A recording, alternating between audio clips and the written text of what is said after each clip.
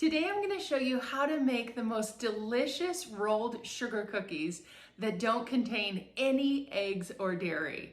These beautiful soft little cookies are just as good as the traditional rolled sugar cookies that you know and love, but now you can make them without any dairy or eggs so that everyone, regardless of your dietary restrictions or food choices, can enjoy a sweet treat during the holidays or anytime.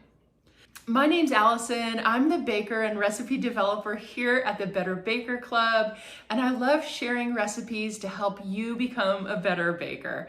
If that sounds like something you want to see more of, be sure and hit that subscribe button so you get notified every time I upload a new video. Now let's dive into this recipe so that you can learn how to make these delicious little sugar cookies without any eggs or dairy.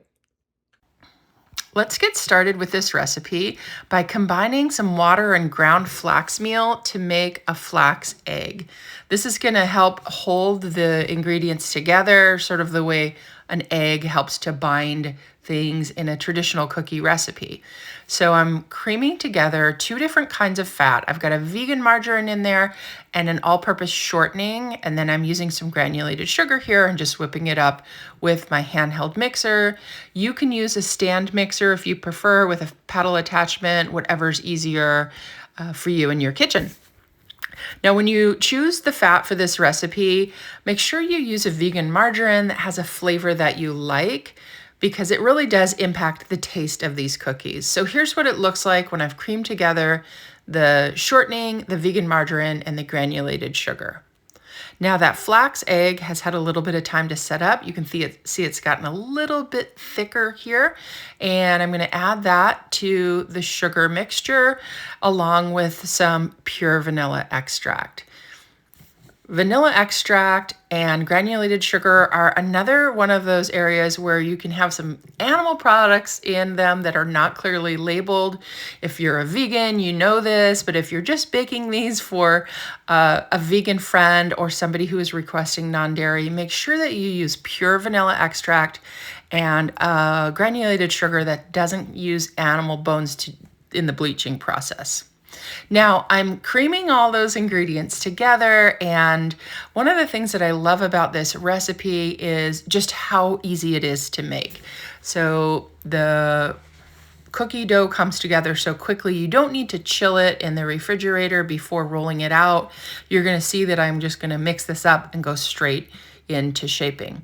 Now I just added my salt into the flour. There's no leavening in this recipe. It's just a nice, dense cookie that you can cut with a cutter. It holds its shape well, and there's no baking powder or baking soda added.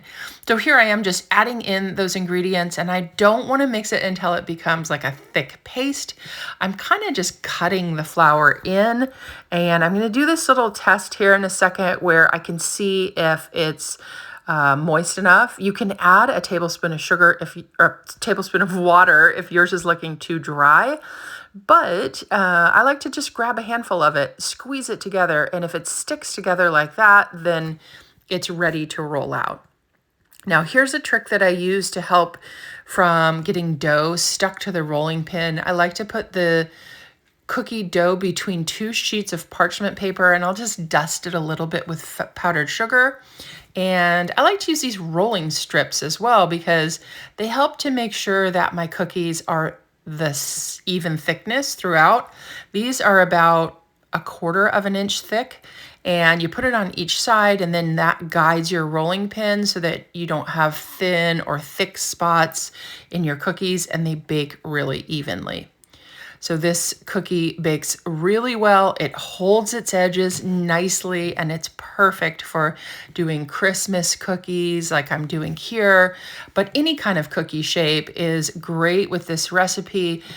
You can bake a bunch of circles and just frost them up with some colored icing and sprinkles. It's a super versatile recipe, and it's great to have on hand when you're going to be doing some holiday baking, or if you're selling your baked goods and you need to have one of these recipes just in case a customer requests it. So here you can see how well those cookies hold their edges, nice and thick and delicious, especially when they're frosted with a non-dairy frosting. If you jump on over to my blog, I've got a link to that recipe as well. You can find all the information to make these cookies over at thebetterbakerclub.com. If you liked this recipe, then be sure and hit that like button. It really helps me to know what kind of content to make for you. And if you feel like you're gonna give this recipe a try, let me know in the comments. I know you're gonna love it. It's so soft and delicious, and your dairy-free vegan friends will thank you for it. They're so soft and delicious. You're gonna love this recipe.